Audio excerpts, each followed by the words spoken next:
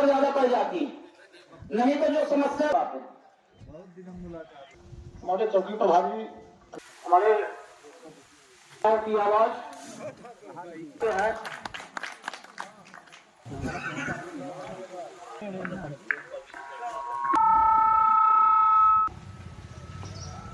और इस गांव के तमाम हमारे इनको रोकने का प्रयास, क्योंकि सरकार जब बनी थी तब बोली थी कि हम इनको काजी हौज बनवाएंगे, मवेशियों को बंद करवा के रखने के लिए, वहां पे लोगों के लिए हम इतना किसानों का हेल्प करेंगे। लेकिन मुझे ये पता नहीं कि काजियों में कितने काजी हौज बन गए, कितनी सरकार के खजाने का पैसा उड़ गया। लेकिन आज मैं यहाँ से लेके मऊगंज तक के बीच बीच के गांवों में जाता हूँ और मैं देखता हूँ कि 200 जानवर एक लाइन से लगातार जहाँ खेतों में घुसते हैं, खेती को बर्बाद कर देते हैं। तो हम लोग जिसके लिए जुट हो जाएंगे तो हमारी समस्या जो छोटी छोटी समस्या है, अभी हमारे देवराज भाई यादव जी बोल रहे थे, तो हम लोग एकजुट हो जाएंगे तो जो हमारी छोटी छोटी समस्या है निदान हो जाएगा। अब रहेगा अभी सरकार जो में सरकार बनी तो धान की कीमत 100 रुपए और गेहूं की कीमत 2700 रुपए और 100 यूनिट बिजली, तो सरकार ने किसानों ने सपोर्ट किया, उनकी सरकार बन गई।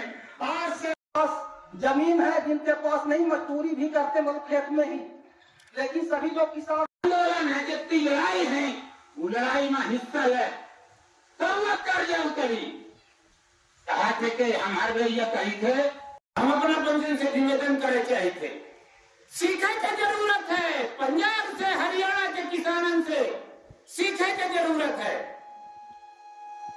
जिनकर कभी लोग शहीद हुए पुरान किसान आंदोलन में, उसके बावजूद पुलिस शहीद हो रहे, उसके बावजूद आज मोर्चा में डटे हैं। हम रजाई ओढ़े दुबके हैं कुठिया के पीछे। दुर्भाग्य है, का जवाब दे आने वाली पीढ़ी अपना से पूछी, का जवाब दे कि हमारे देश के अंदर हमारी कौम लूटी जात रही, हमारे कौम के सीने में गोली चलाई जात रही, हमारे कौम की कील सड़क में खोदे जाते रहे, गाड़े जाते रहे, तब तू क्या करत रहे? जब हमारे लड़का हमसे पूछी, हमारी बिटिया पूछिए तो क्या जवाब दे? ना जो ऑटो चलाते हैं उनका पेट भरेगा। कुल मिला के सभी लोग किसान से संबंधित है और किसान से जुड़े हुए हैं। अगर किसान खेती करना बंद कर दे तो किसी को अन्न नसीब नहीं होगा। और ऐसे वीर योद्धा आज आंदोलन के माध्यम से अपनी मांगों को पूरा करा रहे हैं और अन्य समाज और अन्य जाति के जो लोग हैं जो अपने आप को किसान नहीं समझते, वो उनमें सहयोग नहीं कर रहे हैं।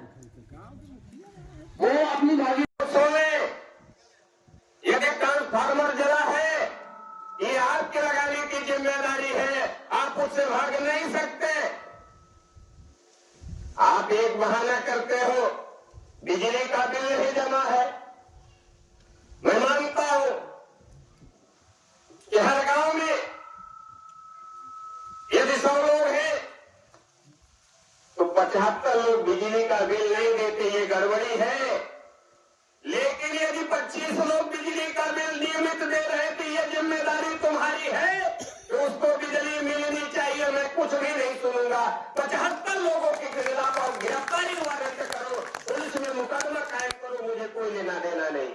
लेकिन उन 25 लोगों को बिजली बिल चाहिए, ट्रांसफार्मर आपको लगाना पड़ेगा। नहीं, अभी तो हम टंकी का ऐलान करे हैं, हमें 11,000 वोल्ट के लाइन में धरना बैठना जानते हैं।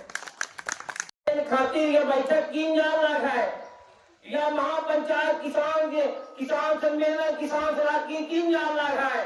किसान के हित खातिर 3 है कि किसान लोग बैठे, चर्चा हो, अच्छे उन्हें खर्चा नहीं लगेगा, चर्चा हो, अगला कदम बढ़ावे है, अपना पंचायत के हक खातिर लड़े है। ऐसी बैठक बुलाई गई है, हम पंचायत सबको चर्चा खातिर बैठे।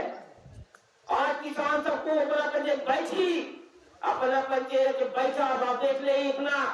और दिल्ली के अंदर चाहे कि अपने हरियाणा किसान हो, पंजाब किसान हो, यूपी किसान हो, चंडीगढ़ सारे किसान दिल्ली के अंदर है।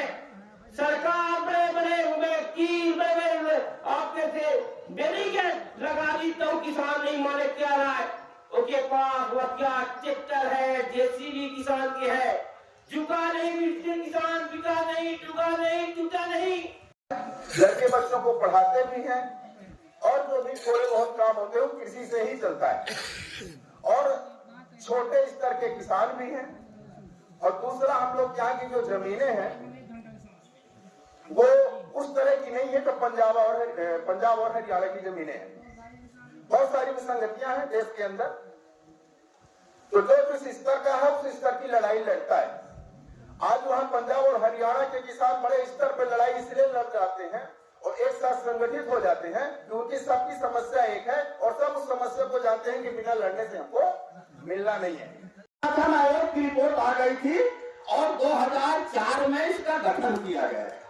ये बात सुनिए, स्वामीनाथन जी ने क्या कहा कि किसानों को फ्री में कुछ मत दो, न खाद दो, न बीज दो, न बिजली दो। आप किसानों को फ्री देके रोना मत रो। तो फिर दो क्या किसानों को? किसानों को फसल का उचित मूल्य दे दो। उचित मूल्य कैसे हो? किसान के परिवार में जितने लोग हैं सबकी मजदूरी जोड़ो, सबकी मजदूरी जोड़ो, पानी की कीमत जोड़ो, बिजली की कीमत जोड़ो, जुताई की कीमत जोड़ो, खाद की कीमत जोड़ो, खेत तकाई की कीमत जोड़ो, कटाई की कीमत जोड़ो, दहाई की कीमत जोड़ो और भंडारण की कीमत जोड़ो, मंडी तक ले जाने की कीमत जोड़ो, मंडी से आने घर तक आने की कीमत जोड़ो। इसके बाद जितनी कीमत बने उसका 1.5 गुना करके दे दो। तुम्हें सरकार को कुछ करना नहीं है। आज सरकार यहाँ जो असली गेम खेल रही, बड़े बड़े उद्योगपति, बड़े बड़े अर्थशास्त्री कहते हैं कि देश कंगाल हो जाएगा, देश कंगाल हो जाएगा, किसानों को फसल का मूल्य हो जाएगा तो देश कंगाल हो जाएगा। अरे देश कंगाल नहीं होगा, देश कंगाल तो तुम कर रहे हो। जिस देश में 80 करोड़ किसान कर रहे हो वो कंगाल है। और 10 लोग मजबूत हो जाए तो देश मजबूत होगा कि कंगाल होगा? तो आप लोग करिए। और घर घर बता भी कि हमारी सरकार आती है।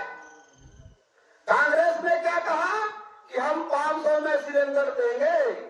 मोदी जी ने क्या कहा कि अरे इनकी झूठ मात है, झूठे नहीं देंगे, हम 450 में देंगे। कमलनाथ जी ने क्या कहा कि हम 2500 रुपए में धान खरीदेंगे। इन्होंने कहा कि हम 3100 रुपए में खरीदेंगे। कहा कि नहीं कहा? बिल्कुल है। और 2700 रुपए में गेहूं खरीदेंगे। बाकी बहुत मुद्दे हैं, उनमें राजनीति हो जाएगी, नहीं कहना चाहते। तो जब आपने कहा कि करेंगे, फिर सरकार किसकी बन गई?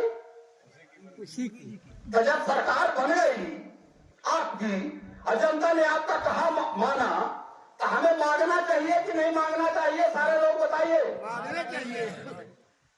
शंभू बॉर्डर और खनौरी बॉर्डर में जब किसान जमा होने लगा तो पुलिस ने गोली चालन किया।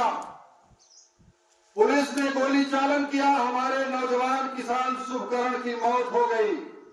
और आप जानते हैं पुलिस ने गोली कहां मारा? पुलिस ने सर पर गोली मारने का काम किया है। आपको मैं बताना चाहता हूं कि 144 धारा क्या होती है। 144 भी इन्होंने लगाया था, लेकिन 144 धारा का मतलब होता है कि जब आप किसी क्षेत्र में धारा 144 लगाएंगे तो आप अनाउंसमेंट करेंगे, आप बैनर पोस्टर टांगेंगे कि यहां पर कोई भी शांति भंग ना करे, अन्यथा कार्रवाई होगी।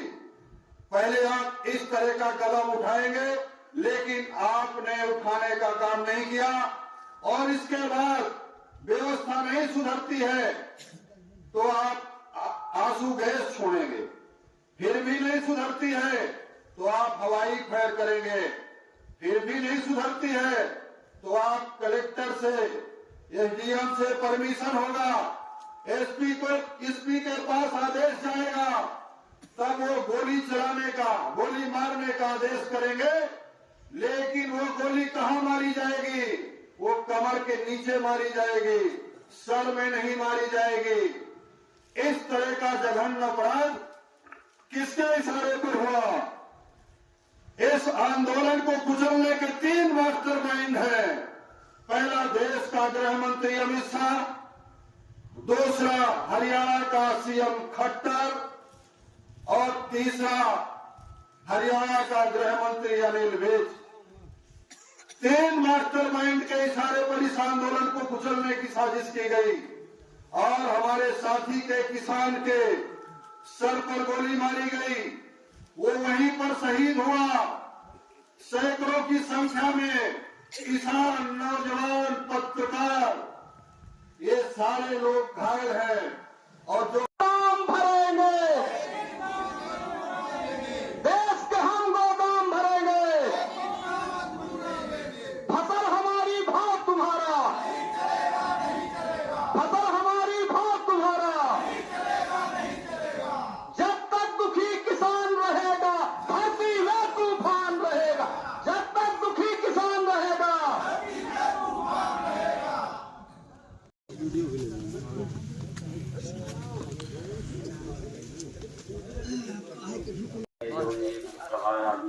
इसमें ज्ञापन के माध्यम से जो भी मांगे रखी गई है, अभी लोकल स्तर पर जो भी यदि हमारे स्तर का है उसको हम जितना जल्दी हो सके उतनी जल्दी हम कार्रवाई कराएंगे और शेष मुद्दों के लिए हमें वरिष्ठ अधिकारियों के लिए तत्काल अवगत करा देंगे। हम पत्र कल ही जारी करके दे देंगे आपका मांग पत्र जो है। और अपने